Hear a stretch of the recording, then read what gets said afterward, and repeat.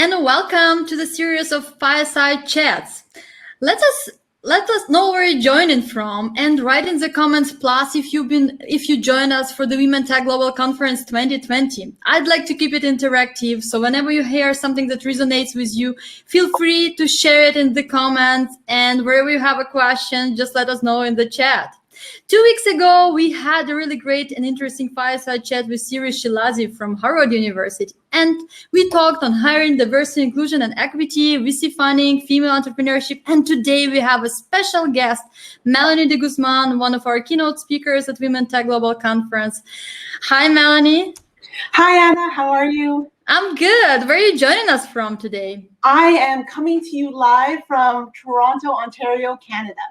Wow, great. How's the weather in Toronto today? It is gorgeous. No complaints. I'm going to head outside right after this chat. It's a good day, right? Yes. Great, awesome. So a few words about Melonie before we get started for someone who don't know about her, haven't maybe joined the global conference. Her bio was like super long and lots of different things I will share with her. Today she will talk more, we'll share more in a very interactive way. But before we get started, Melonie is a digital media maven, speaker, mentor, founder, and a true role model for many women in digital, working on high-profile digital projects since 2005, before Twitter was even a thing.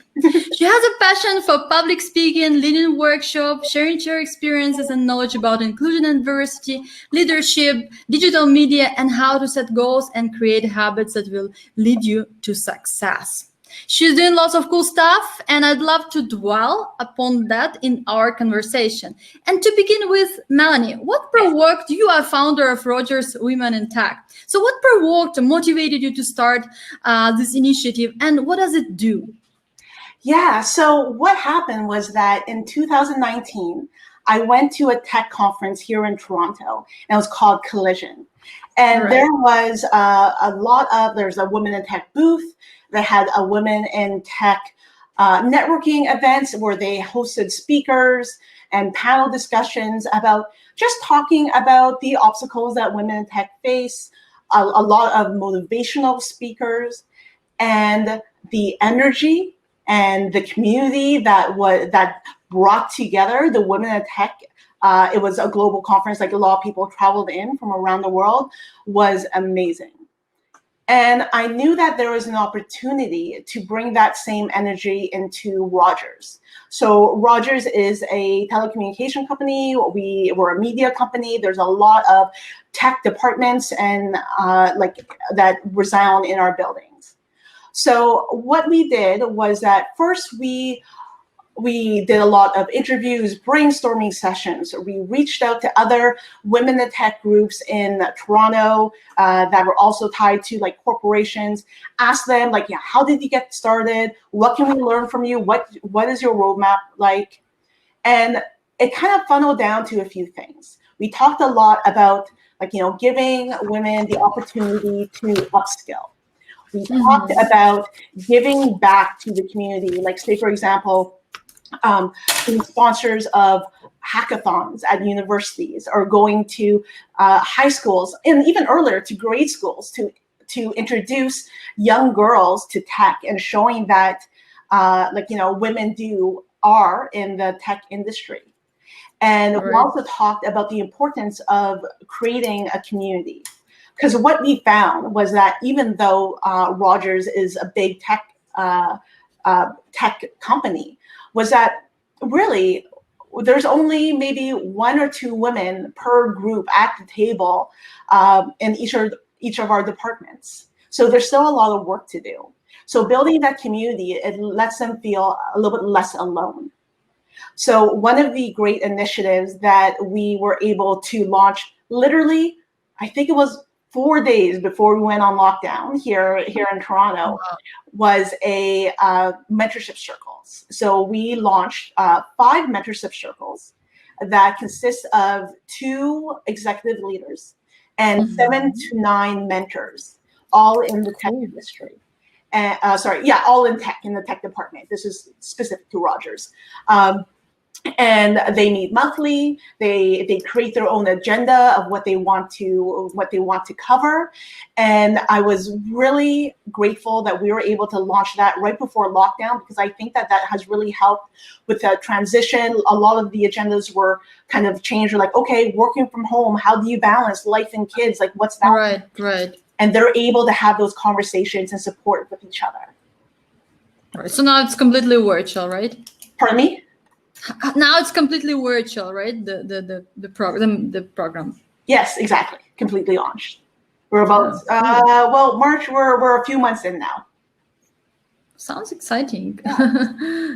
I think it's super needed, and it's very important to be given this opportunity, and because many people wouldn't probably dare to ask for it, or like they wouldn't know how to approach people. So when you create a platform, when you create, a very supportive and inclusive atmosphere, you can actually create really this culture where you can connect two parties and help. Because being also a mentor, you also learn, right? Oh, it's absolutely. not working just one way. Yeah, and that's the thing. Like, you always hear about how having a mentor is so important to your career, but like, where do I find a mentor? Like, what type of work is expected of me? Like, but now that we kind of integrated it into their workflow, if that makes any sense, like, they can do it at company time.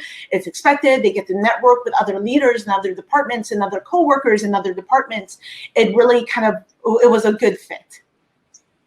Yeah, and it's like a process. You work on it like, constantly, not just like once you do something. It's like there is like a duration, and it's like a process where you can take your time, analyze, grow, and like you can build a relationship also, right? That's exactly how it sounds to me. And what we've also been doing is that, like, say, for example, we'll have meetings of just the mentees, and then they'll be able to share, hey, this is what we covered in our, our July session. And they're like, oh, that's a good idea. We should cover that too. Like, so there's sharing of information there too. Again, a little bit difficult, like, come the lockdown and the pandemic, but I believe that we're doing the best job possible. Yeah, that's the most important thing. To do the best that you can in different situations. Exactly. And, when talk about mentorship, who were your important mentors in your life, and how have you met them? Or did you reach out and say, hey, would you want to be my mentor? How did that happen? So it's interesting, because one of the reasons why I am so passionate about mentorship is that when I look back at my career, I looked around and I didn't see anyone that looked like me, or who could relate to my story, my upbringing, my culture. And it was kind of hard for people to relate back and forth. So I actually had to go out and seek out mentors and coaches, but I did that more organically, if that makes sense. So, and that was just recently in my career. So we're talking about, like, at the same time when I was launching this mentorship circle, I was also at the same time being a mentor, but also looking for a mentor myself. And I put it more as as a support group. I am part of this community where it is like a group of women who are in media, and we meet weekly, and we have these lessons, and we talk about our obstacles. And it has just been an eye-opening, experience of, oh, this is what support feels like. This is what it feels like to have someone in my corner. This is what it feels like to have someone willing to sit down and listen to me and hear my story and give me advice because they've been there. All right. That's super important, and a very good feeling when you can be, honest, and someone probably had the challenges that you're having right now and can really understand you, or at least give a professional advice. How do your skills of project management help you in personal life, and, for example, speaking or volunteer work that you're doing? Yeah, so I think it took me longer than it should have for me to realize that I had all of these tools and techniques in order to execute these great big projects that I can literally translate those skills into my own life. Because if you take a step back, like, isn't your own life the most important project that you work on? So why not give your life the same energy, the same ambition, the same attention that you do a work project? Right. And like, once I realized that, it really helped me change my perspective of how I accomplish my goals. So before, it was just maybe like a laundry list of things I wanted to do. But even before goal setting, it's like, why do I want to achieve these goals? Like, do they align with do they align with my values, or am I just doing them because I think I should do them? I think, this is something that a person in my industry should do. And really figuring that out. And I like to focus on that, because when I'm talking about aligning it with the vision of the person who you want to be, it is always growth. You're always growing. You're always trying to figure out, what brings value. And then when you have those goals, actually prioritizing them. Because again, with the laundry list, like before, it was just a list of goals, but I didn't have a plan on how to achieve them. But if I prioritize them, that's kind of like the first step of, okay, I have this goal of X. I need to focus on that, because I myself say that is the highest priority for me, instead of trying to do everything all at once, because that is really hard. And then taking that goal and breaking it down into small habits. And this is really in line with agile project management, where you take a big, giant feature and you break it down in small, actionable steps. So you take your big goal and you break it down in small, actionable steps. But it doesn't really stop there, because even if you do the actions, you have to evaluate them. You have to see, well, if we'll take living a healthy lifestyle, for example. We all know the formula for that. We all know that we need to, eat healthy and exercise. We all know that. Yeah. But that breaks down. Like, say exercising, is it strength training or is it cardio? And if you want to do cardio, are you running? Are you biking? Are you swimming? Are you aerobics? Are you Zumba? Like, what are you going to do? What do you like? And for so long, I would be like, oh, I need to run, because running is good for you and that's good for your cardio. But I hate running. And I had to realize that, there are more forms of that type of exercise that could increase my heart rate that I can do. I can swim, I can bike, I can do longer walks, I can do an exercise class. There's options out there. So you really have to, after breaking down your goals into small habits, evaluating those habits to see if, A, do you like doing it? Is it giving you the results that you like? But also, does it fit into your lifestyle? If you have to wake up at 5 o'clock in the morning every morning just to get a run in, maybe it doesn't fit into your lifestyle, right? It's because all you're doing is gathering data. And I tell you, this is a long process, because you are, at least for me, this was a long process, because for so long, I realized I was living my life on autopilot, just doing the things I thought I should be doing. So I was like, I thought I should run, but I don't have to run. I can walk instead. I have a dog and he loves his long walks, right? So that really has helped me. How did you have this moment of discovering, hey, I actually can do this, the effect could even better? And like, how did you have this, the moment of realization that you actually should quit running and start doing that what you actually like doing, and like it would still be good for your body and for your mind? I changed my mindset of I'm an adult, I have to be healthy. If I want to live a long and healthy life, I need to figure out what my formula is. And this is something, and then also knowing that I was like, okay, if cardio isn't what will work for me? I am just going to do it for a month. And if I don't like it, I don't like it. If I do, then awesome. And I have this saying is that am I going to go my whole life without ever trying CrossFit? And the answer was yeah, I could see, like, me trying that out for a bit. And I tried it out, and I did CrossFit for about like half a decade. Wow. And it was like, and then from there, I found my love for Olympic weightlifting. And then from there, because of the lockdown, I can't really Olympic weightlift in my living room. I found a love in powerlifting. So it evolved, right? But I didn't get down on myself saying, oh man, like I don't really like, I'm a failure at CrossFit. It doesn't work for me. Oh, I'm going to be unhealthy for the rest of my life. No, it evolves. And you have to learn how to just breathe and flow with it and really realize that you're just gathering data on what works best for you. Yeah, it's like every crisis is an opportunity, right? So what does it give you? What is a chance to grow into different, for example, in the better version of what you are by acquiring this new hobby or by taking a new step, a new turn to something that you maybe wanted to try. Or actually this, yeah. And the basically the lockdown and the whole thing actually taught us a lot.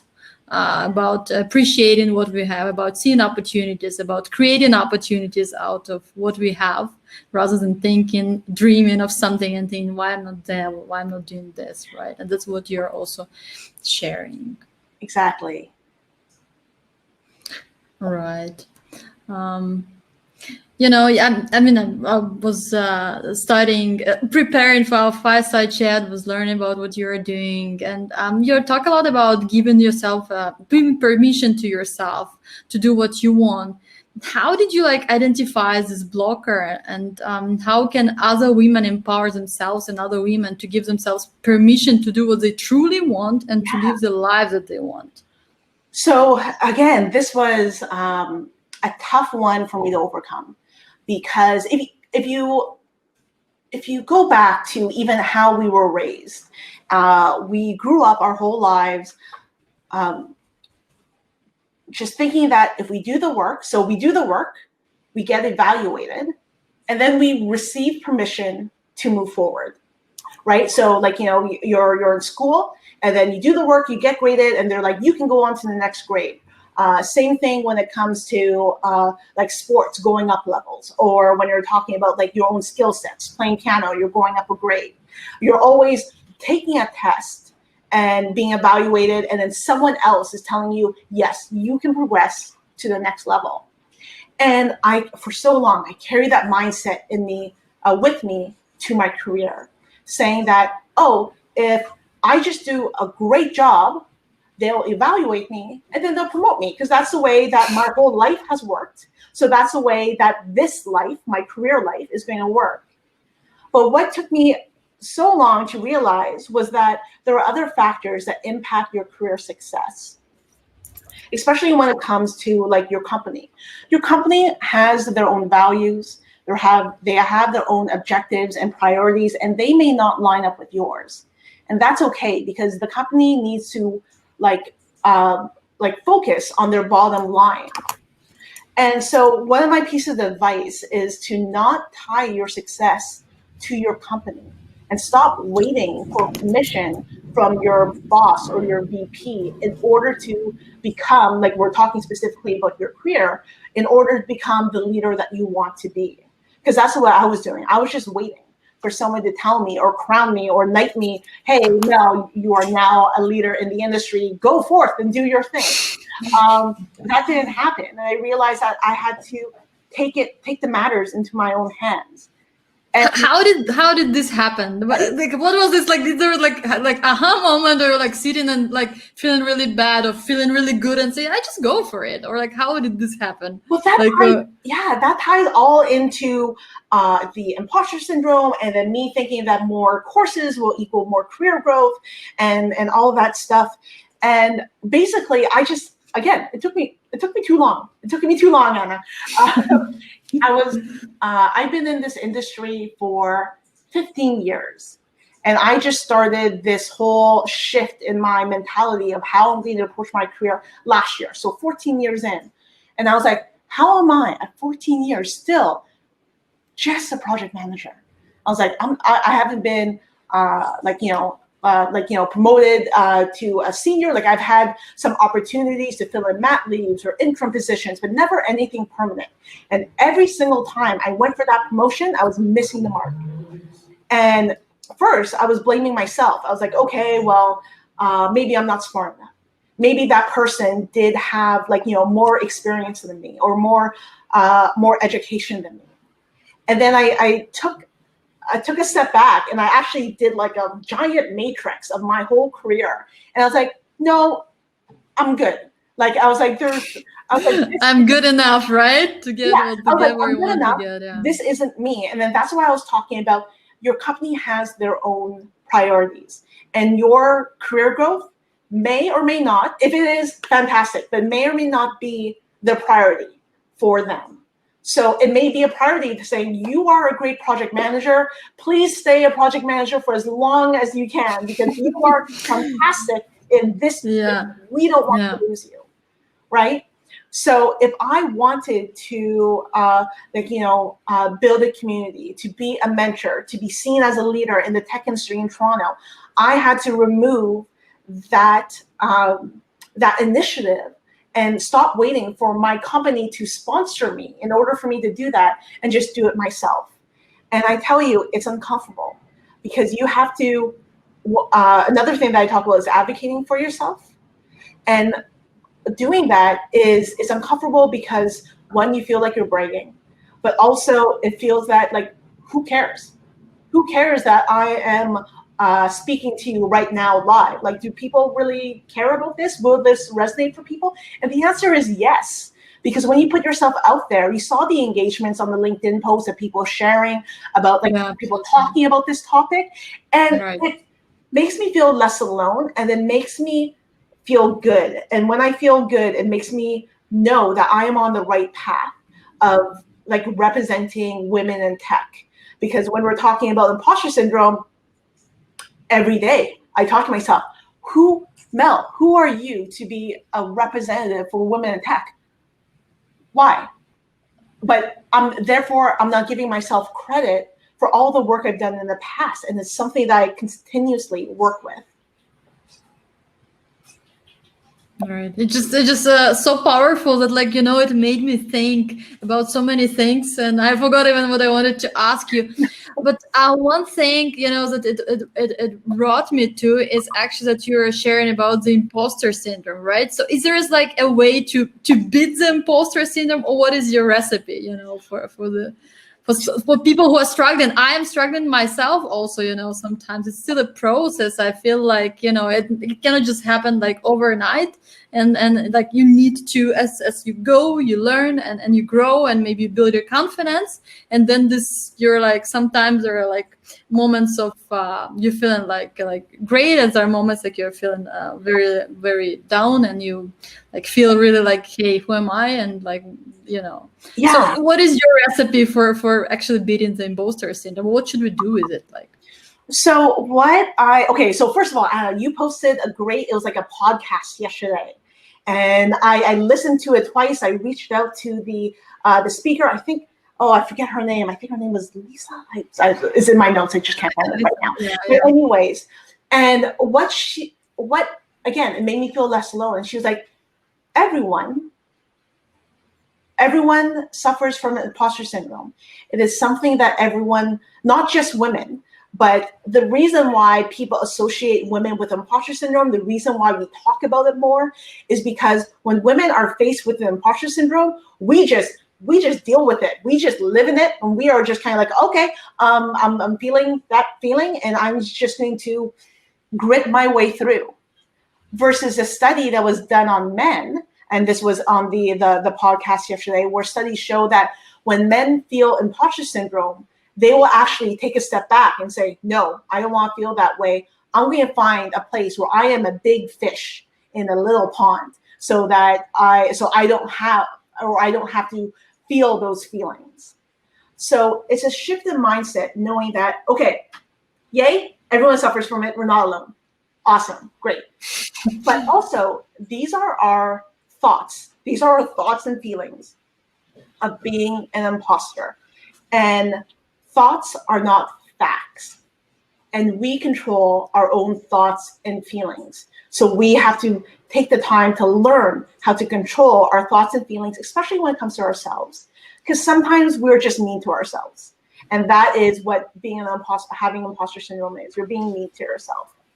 So how I continuously work on it is that first, it's going back to what we're talking about, giving permission to yourself and giving your permission to yourself about who you are, who you want to be, what your values are, so you know what that is. And then also, like, giving yourself credit for all the work that you've done. Because even if you think that something is small, Anna, you created this Women Tech Network. This is huge. Give yourself credit for the gigantic community that you have created. It is awesome. We thank you. And giving yourself credit and just tooting your own horn. I made this. So that when you have those feelings of imposter syndrome, you can go back to your list and be like, oh, but I did a whole bunch of great things. There you go. Like, so you have concrete, when I'm talking about like gathering data, you have concrete data saying that, okay, you may be going through some feelings right now of imposter syndrome, but I created and launched a whole Women Tech Network business that had a global successful conference, and that there's these great fireside chats. I should give myself credit for that. And then so just doing these things over and over again, and knowing that those thoughts that are in your head saying that, no, you don't deserve to be here. Someone's going to find you out. Someone's going to find out that you're a fraud. Someone's going to find out that I do not have a STEM background. I am not an engineer. I did not graduate. I'm a marketing graduate. And that's why one of the reasons where I was like, I can't be involved in the women in tech industry because I don't have that background in in schooling. But that means I'm discounting the 15 years that I've been working in this industry. So I had to stop doing that. I had to stop being mean to myself. Right. It's a very important step is to be kind to ourselves, right? And start actually giving ourselves credit. And I love the idea that you're sharing, like whether it's like, I don't know, a document that you create on your phone, or it's a notebook where you write down your achievements, and where you achieve something, you celebrate it, right? Yes. And then when you feel low, you just go back there and like, hey, but I'm cool. Yeah, hype list. Hype list. Yeah, I love that. So I think everyone should have a hype list. That's a really good idea. We have a couple of questions also here. Oh, great. So yeah, we're actually a lot of questions. How do you motivate yourself to focus on matters that really make a difference when you feel very low at times in life? Hype list is one of them, right? Hype list is one of them. Also, what you were saying before about being nice to yourself, especially through what the world is going through right now. I feel like everything is on overdrive, right? So being nice to yourself, and if you need a break, if you need a timeout, if you find that you're burning out, listen to yourself and listen to your body and your cues and saying, hey, I am moving forward with these, but I'm not really motivated. It's okay to take a break. First of all, give yourself a break. But when you're talking about, okay, say that's not the situation, I'm just not feeling motivated. So really trying to think, okay, so why you're trying to achieve this goal? Does it filter up to who you want to be, your vision self? And then prioritizing them. We talked about this before, but sometimes you just kind of need to grit through it and saying, okay, well, do you know what? I said I was going to do this, but maybe it's too big. Maybe it's too overwhelming. So breaking it down in small pieces. We'll take living the healthy lifestyle. I know that I should eat healthy. Okay, well, why not you just focus on today? Why not you just focus on eating healthy today? Don't worry about tomorrow. But just focus on today, focus small. If today is too big, focus on your next meal, focus on your next snack. It's okay, because every step in the positive way is a win. Every step in, like, say, I don't want to say like, stepping backwards, but that is a learning opportunity.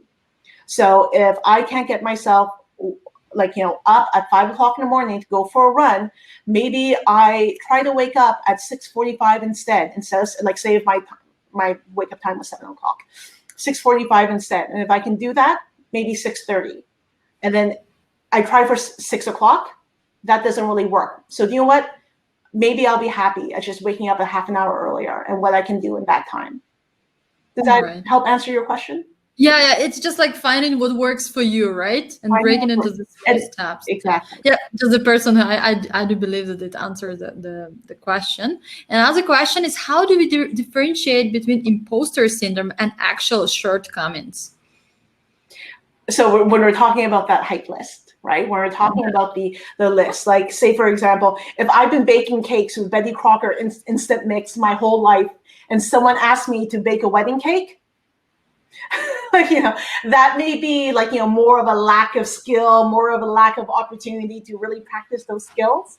You just have to take a look at yourself and be like, okay, what have I done? And am I, like, say, for example, we're talking about a job opportunity, right? We always hear about this stat about, say, if a job description lists 10 things, and women, if they don't fulfill all 10, they won't apply for it. But men, if they fulfill 3, they'll go for it. Yeah. So, take a look at the people around you. Take a look at the people in the positions that you want, or who have reached the goals that you want, and kind of figure out, okay, am I doing that? Am I am I on the right track? Have these conversations with people. If you're trying to figure something out, I feel like I'm going off topic a little bit, but I'll just continue. If you feel like you are doing this on your own, realize there is a network of people who love being asked these questions. So going back to you were talking about how can you tell if you're just feeling imposter or if you're a real imposter? It's taking the time to give yourself credit for the work that you've done, but also if there is a delta between who you are and who you want to be, creating those habits in order to get to that goal. What do you think about this phrase, fake it until you make it? Do you believe in it, or how did it work for you? Do you know what? Personally, it has helped me out. It has helped me before I knew the terms of imposter syndrome, before I knew the terms of limiting beliefs.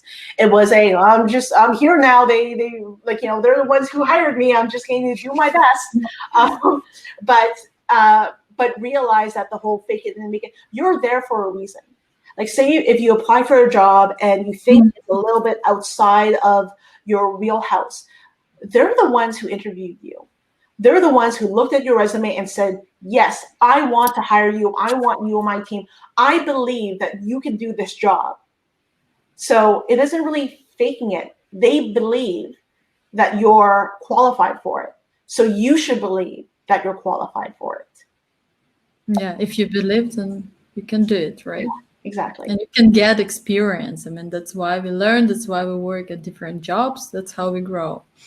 How can we start helping others to matter what we have to say? Another question from Fiona.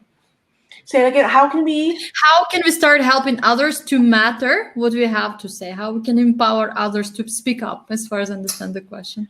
So so one thing that I one of the reasons why I love doing these talks is that I truly believe, especially when it comes to women in tech, the more that we're having these conversations, the higher the volume we are raising our voices together.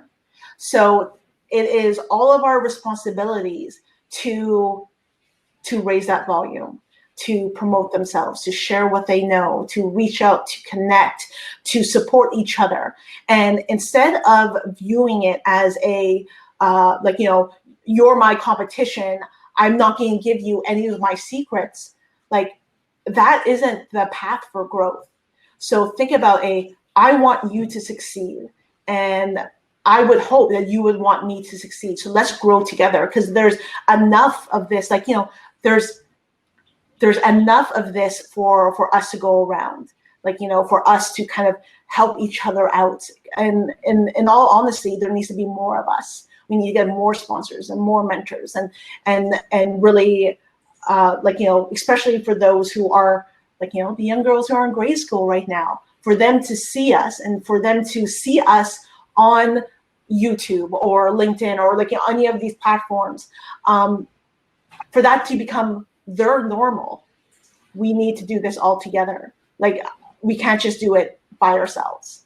Yeah, absolutely. I think that collaboration and cooperation between different organizations who are doing similar things is very important, and between people who are working in the same industry, want to become leaders, want to empower other women, people, or do something great, make impactful things. When we join forces, we can amplify our message, right? And reach a broader audience rather than doing it on your own. That's exactly it. Yeah. Here is also a comment from a person, a different approach to what you said, like fake it until you make it, chase it until you ace it. I love That's it a so good much. one. I love that. I'm writing that down. Okay. Thanks for commenting that. Really love that too. I think it's a good approach and a more positive one, right? Yeah. So, when it comes to women in tech, and when we talk about also like Rogers Women in Tech, Women Tech Network, other organization, from your experience, observation, research, why women are still underrepresented in STEM despite all the efforts? What is blocking women? So, Well, do you think, and you're also, another question is like, do you think in the future it will change? Maybe some kind of forecast. What do you think? Or how long it will take for us to make this positive change? first, I would like to say that it is going to change, because we're not going to stop until it does. Never not. Yeah, that's true. Exactly. And then I do believe that there is traction, and that platforms like this is really helping. Again, I'm talking about raising the volume. So I hope that we are on the brink of people noticing that women in tech is a thing. And when you're asking about, like, why is it so hard? My observation is that when you're talking about STEM, or just like the STEM industry in general, is that when it was built, we weren't at the table. Minorities weren't at the table. And the way that women communicate and network and lead is very different from men. And the system is working as expected. The system is working to benefit, like, the old school way how to do things. So when we step up and we're at the table and we are leading differently, they're going to be like, whoa, what are you doing? That's weird. And I say the reason is because when they were building this fictional table, we weren't in the blueprint. And I think that it has taken far too long of us waiting to be invited to the table, asking that permission, us changing ourselves, because that's also something that I talked about in our keynote, how I tried to change myself in order to fit what I saw around me, because all I saw were like men. So I tried to, like, I tried to not wear the flower shirts. I tried to wear like jewelry and makeup and like all this stuff, because I was like, okay, if this is the tech industry, this is how they walk, talk, and act, I guess I have to do this. But it didn't feel truthful to myself. So yeah, so it's that we just weren't built with us at the table. But also, I feel like we're on a brink because we are having these types of conversations. And what I'm still trying to figure out is that, like, I believe that everyone who is like, watching this, they all can relate to, like, what we're talking about. They're all women in tech, but we need people outside that don't believe that women in tech is an issue, that, like, oh, men have problems too, or like, they're just not interested in sciences. We need them to actually have a growth mindset, to sit down and to actually listen and learn and help with us and help us achieve this goal. All right. How would you approach working with, another question, how would you approach working with someone who is constantly overestimating themselves while you yourself face imposter syndrome? This makes matters worse sometimes in the competitive world. So one person is overestimating and you are feeling like an imposter. So how would you approach working? Like, how would you help resolve this when a person who has an imposter works with someone who actually is overestimating themselves? Yeah, it is we are all on our own personal journeys. And if that person decides that they want to hype themselves up or position themselves more than they are and all that stuff, that is their decision. And that is the way that they decide to position themselves, and that's the way that they want to live your life.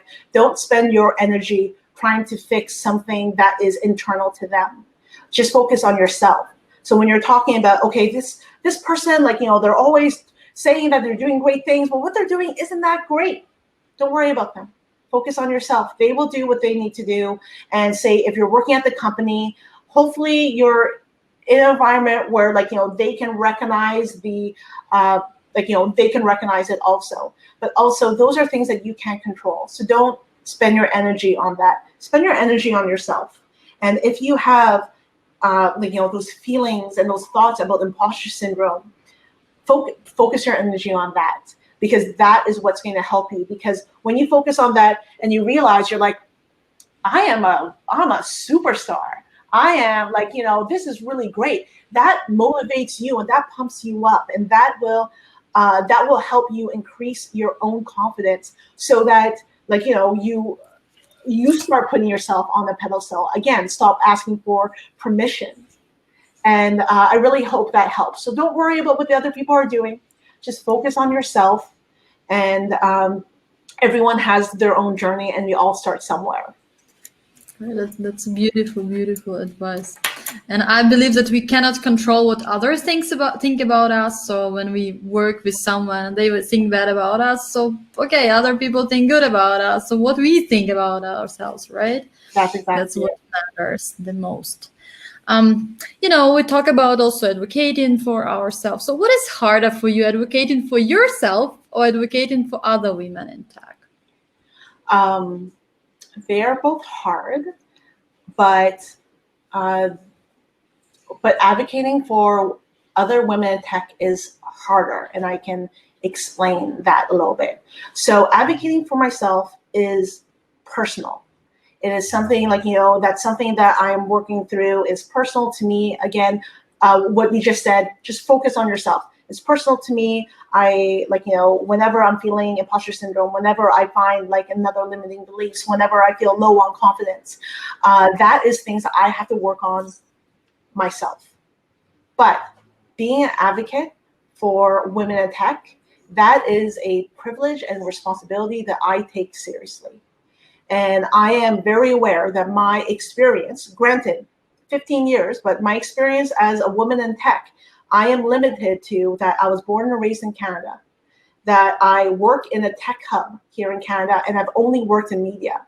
So when I have the opportunity to sit down and network and learn from other women across the globe about their experiences, I take that responsibility very seriously. Because if I am building a platform where I'm talking about women in tech, I want the most holistic 360 view that can possibly have. So there's that responsibility. It's deeper. And then also there is having those difficult conversations. We talked earlier about people who don't believe that women in tech face these obstacles, or that's not a big deal, or that our company doesn't have it. There's other companies, there's other people. But sitting down with those leaderships and really saying, hey, let's talk about unconscious biases. Because what I'm finding, especially in these big corporations, is that they are looking around the table and they're like, yes, we know that unconscious bias is a thing. We know that we need to be more inclusive and diverse, but I deserve to be on this seat. I deserve to be at this table. And everyone at that table thinks that. So how are we supposed to break through that table if everyone at that table believes that they should be there? And that means that they're not making room for us. And also, when you talk about unconscious biases, that is a hard conversation, because a lot of people get their backs up. And they're like, no, but it's not me. I believe women, great, equal pay, awesome. But really, is that what you're practicing? And then another thing that makes it more difficult is making sure that the right people are in the room, the ones that have to learn, to getting them in the room for them to sit down, listen, learn, help us, because sometimes it feels like we're just talking in an echo chamber. Nothing that I'm saying is new to the people who are watching it. They can all resonate to like kind of like the stories that I'm telling. But it's the people outside that needs to hear this, to needs to not hear but understand it, and then work on their own selves in order to break through their own unconscious biases. That's what makes advocating for women in tech more difficult. Yeah, so start practicing this, start these difficult conversations and try to actually help people understand whether they practicing it or not. Like, because what you're sharing, like, yeah, I don't mind having women in tech. I don't mind, like, we are inclusive, but are you doing that? Are you creating that environment where people feel included, right? Yeah. So that's very important to make sure that these people realize that. Because last week, for example, 2 weeks ago, we talked with a researcher from Harvard University, Syria, and we talked about unconscious bias. So that's what you're exactly sharing, that do your actions speak what you actually do, right? Because they should. And if they're not, then probably you are having this unconscious bias, which actually is blocking you from seeing the opportunities and from seeing the things that are not the way you imagine them to be, or you Exactly. think they are. And then also talking about these topics, because they are so, like, you know, I'm not just advocating for something that I'm not like, you know, that I don't have any experience in. When it comes to like being a woman, being a person of color, like those are things that are deep and meaningful for me. So if I'm having a conversation that is like, first of all, it's hard to have those conversations.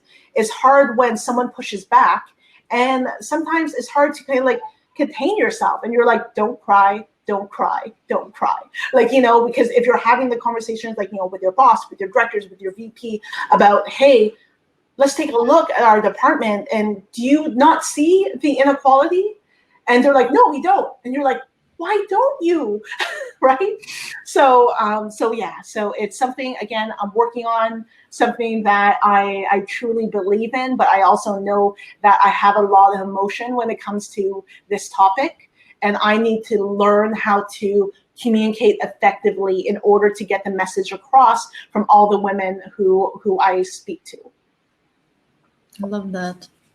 Here's actually a comment to the comment that we shared about chase it until you ace it. The person is sharing, thank you. That's the first time a comment has been read on the forum like this. What a great confidence boost before 2 interviews upcoming this afternoon. Thank you, ladies.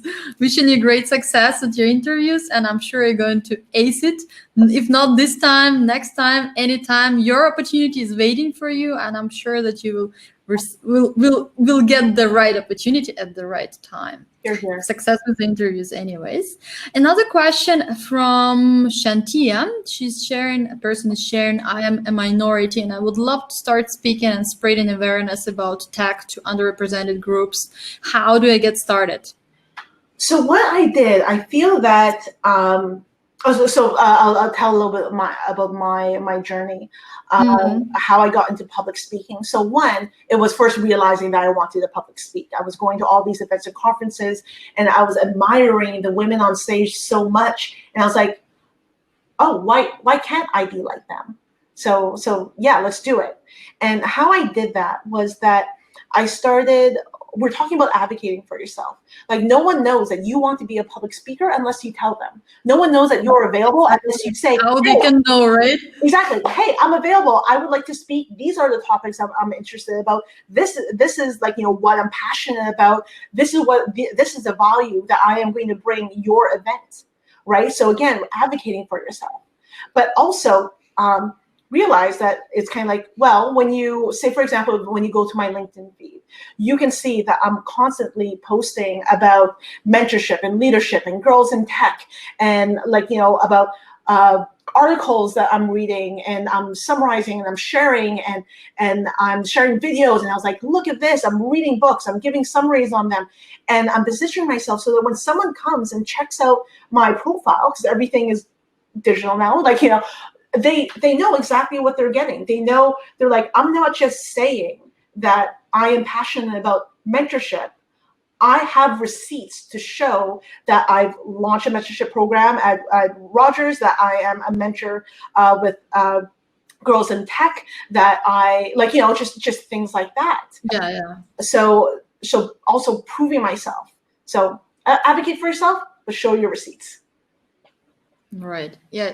It's important also to build your personal brand digitally, because especially in times like this, it's a key to bring in this awareness out there to people. You can bring really you can share a powerful message that can influence somebody's life, right? And that's what you're sharing when someone checks out your profile, and they can actually understand what you are passionate about. That's exactly mentorship, it. leadership, empowering women in tech and digital. Yeah. Another person, Aaron, is sharing, we should have an event, bring a man into tech to a women in tech event. Yeah. Involving women. And that's what I'm also, when we are organizing the conference, and we call it for women in tech, minorities and allies, because we believe that the change is only possible when we also have including male allies, like having allies, including male allies, because if these people understand what the problems that women are facing, and they can say, I probably should do this, or actually this is the problem, or I should do this. Like, the more people are speaking about the same issues and the same challenges that women are having, or sharing the experience like what you are sharing right now, the more they can understand what are actually the challenges. Because if we don't speak and we don't involve them, how they can know, right? Exactly. And how the change is possible. So that is super important. Before we finish our fireside chat, on the personal website of yours, I discovered that you're specializing in servant leadership. That's how you call it. Yes. As a servant leader, what are your key activities and responsibilities? How do you think like every leader should can be or should be a servant in one way or another? What's your opinion on that? So servant leadership is more of a, I know I'm talking a lot about mindset, but just the way that you approach leadership. And I love that it argues that the most effective leaders are the ones who are servants first, who set up their team up for success versus trying to attain more power. And I really believe that if people approach it in this way versus you hear those sayings of every man for himself, or it's a dog eats dog world, we're all in competition. If we stop that and we go to a more servant leadership where I want you to succeed, and whatever I can do that's within my wheelhouse, that's within whatever I can do to help you succeed, that's what I'm going to do. And I would having a leader like that, or having those types of leaders more accepted at companies, I believe that it would help shift the way that we support the people and we really uplift them. So it means that every leader should actually have this servant mindset, right? To be an effective. I would love it if they do, but that's not the reality, right? So some leaders are just kind of like, I am your boss. At least by spreading and sharing about them, like, more people can learn, and especially younger people, when they want to become a leader, they can think of this form of leadership, right? Rather than choosing another one. Versus the opposite of I am your boss, you do what I tell you to do, and you don't question you don't question it, right? Because there's also those types, that type of leadership is autocratic, I think that's what it's called. But that doesn't give an opportunity for the team to grow. That doesn't give the opportunity, that is, again, the leader increasing his value, his power, versus the value and the, say, for example, career growth of his team, their team. Everyone who is listening to us, here one more question. What top tips would you give to your younger self about setting out on your career? And when would that be? Would that be 15 years ago, 5 years ago, 10 years ago? Well, maybe it would be actually different tips. It would. Or you wouldn't. Yeah. So it would be right away about, say, for example, 3 years in. So 12 years ago. So anyway, so the advice I would give myself was that, don't tie your success to your company.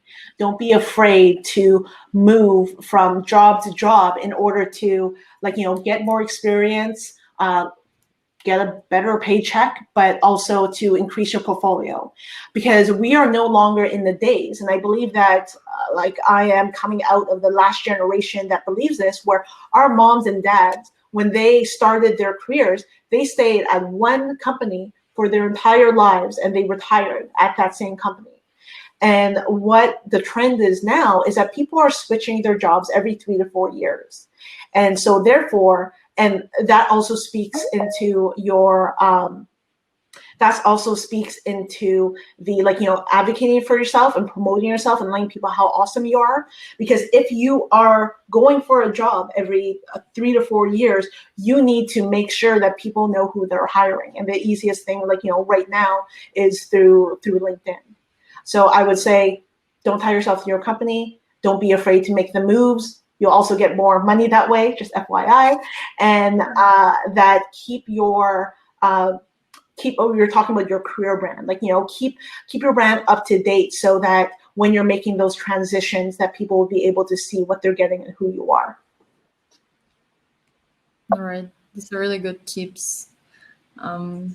Final questions from Melonie, everyone. We can take one before we finalize our super interesting chat. I was taking some notes, really lots of positive energy from you, like lots of wisdom and great tips, actionable advice. I really love that, and that you're being so honest and so authentic, that you're like the way you're sharing, like being truly open and like sometimes vulnerable about the things that you have experienced, had. This is really, really important to help empower other people, because they probably feel the same. Some people do, and maybe so it would help them. Like when we speak up, we feel we help others and we empower others, and that's what you're doing. And I really love about our conversation.